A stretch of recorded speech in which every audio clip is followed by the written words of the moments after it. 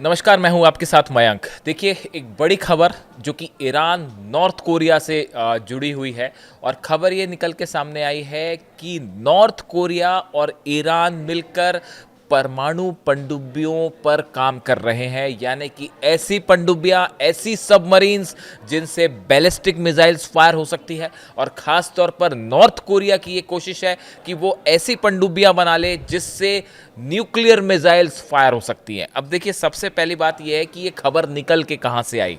कई बार आप पूछते हैं कि इसका सोर्स क्या है, हम सोर्स भी रिवील करेंगे आपको। देखिए, साउथ कोरिया के डिफेंस मिनिस्टर हैं आह गुन बैक, इनकी तरफ से एन ग्यू बैक, इनकी तरफ से एक बयान आया। देखिए पूरी खबर। South Korea's defence minister Ahn Gyu-back told parliament on Monday that North Korea is likely receiving various technologies from Russia to advance is submarine program. जो साउथ कोरिया के डिफेंस मिनिस्टर हैं, उन्होंने पार्लियामेंट में इस बात को कहा कि हमें ये जानकारी मिली है कि नॉर्थ कोरिया रूस की मदद से अपने सबमरीन प्रोग्राम को आगे बढ़ा रहा है। और इस प्रोग्राम के तहत कोशिश ये हो रही है, Pyongyang has long sought to develop submarines capable of launching ballistic missiles and has already test fired such missiles from under water platforms.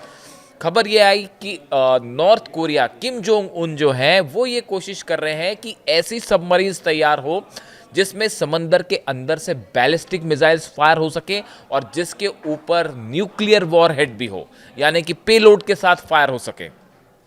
और इस पूरे मामले में रूस जो है वो नॉर्थ कोरिया की मदद कर रहा है। ये खबर कौन बता रहा है? साउथ कोरिया के डिफेंस मिनिस्टर बता रहे हैं। किसी हवाई सोर्स से खबर नहीं है। साउथ कोरिया के जो डिफेंस मिनिस्टर है, उन्होंने अपनी संसद में ये बात कही।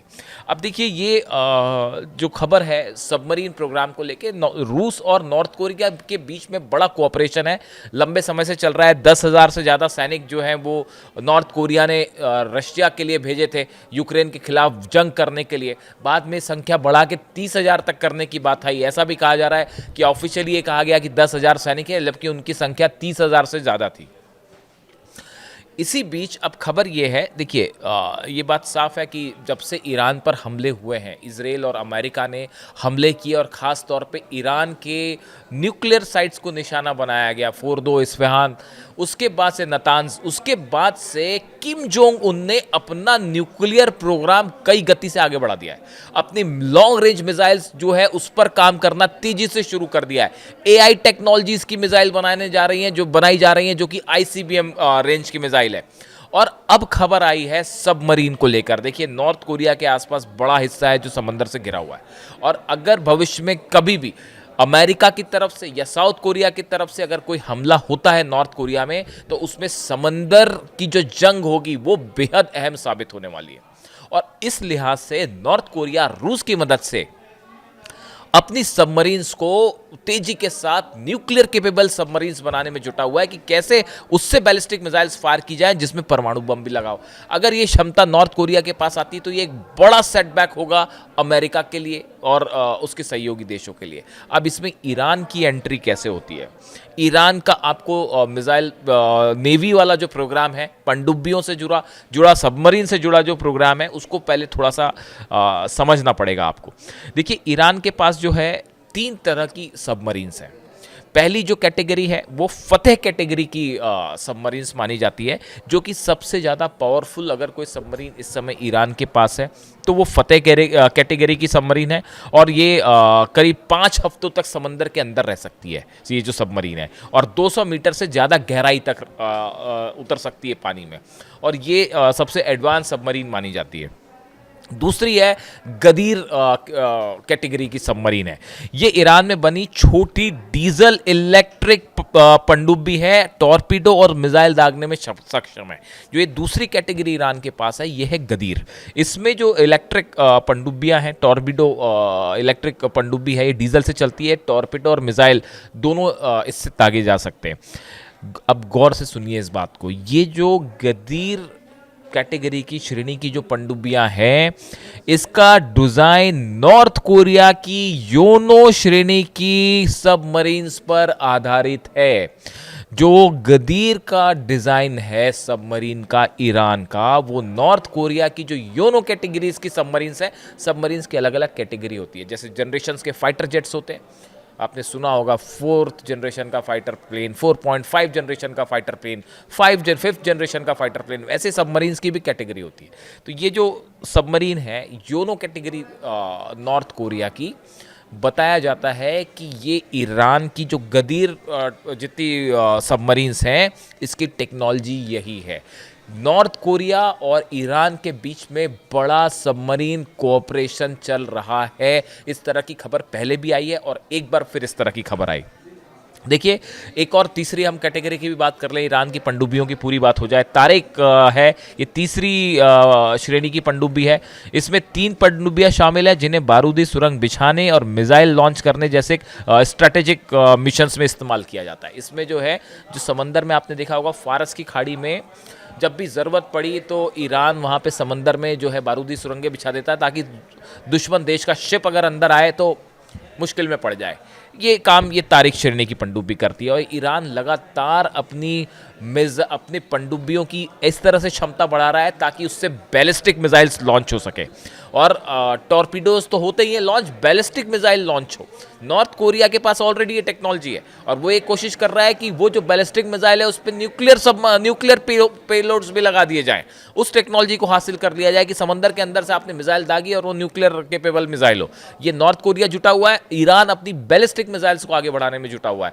इन दोनों की मदद को लेकर बड़ा खुलासा जो साउथ कोरिया की तरफ से हुआ है, डिफेंस मिनिस्टर की तरफ से हुआ है, उनका कहना यह है कि रशिया जो है वो नॉर्थ कोरिया को टेक्नोलॉजीज प्रोवाइड कर रहा है। और जिसके बाद जो एक्सपर्ट्स के बीच में वॉर इंडस्ट्रीज़ में इस तरह की खबर है कि ये जो टेक्नोलॉजी रूस से नॉर्थ कोरिया और नॉर्थ कोरिया से ईरान, ये इस पे ऑलरेडी काम होना शुरू हो गया है। बड़ी सारी चीज़ें देखिए, आपको ये बात समझनी पड़ेगी। अभी ईरान ने जो ICBM टेस्ट किया वो ICBM था। हमने सबसे पहले हमारा नेटवर्क हमारे इस वीडियो में सबसे पहले हमने बताया कि ये ICBM टेस्ट है। जिस तरह से उसकी तस्वीरें सामने आई, जिस तरह से हमने देखा उसकी ऊंचाई, उसकी स्पीड, उसकी उसने जो ट्रेजेक्ट्री अपनी फॉलो करी, उसको देख के ये साफ था। कई सारे एक्सपर्ट्स से हमने बात की, उन्होंने कहा कि ये जो है मोस्ट प्रॉब्ली ICBM है।